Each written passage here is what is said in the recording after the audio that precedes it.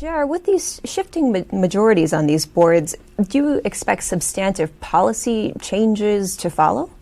Well, with DATCP and the DNR board, they're still subject to legislative review, a lot of what they do in terms of rules. So remember, the way government works is that legislature passes bills, the governor signs them, sometimes not, as we learned in this session.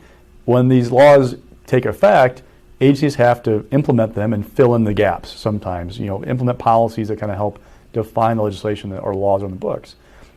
Those efforts by the agencies are subject to legislative review. So for those boards, which have a role in that, they're kind of like have the legislature in the background over their shoulder. What's interesting with the Board of Regents, which still when the Board of Regents does administrative rules, they also have the same thing going on, but the big thing this year is the choice of a new board president. Why is that important? Because that board president is going to appoint somebody to lead the search for the next system president, and that is a big deal.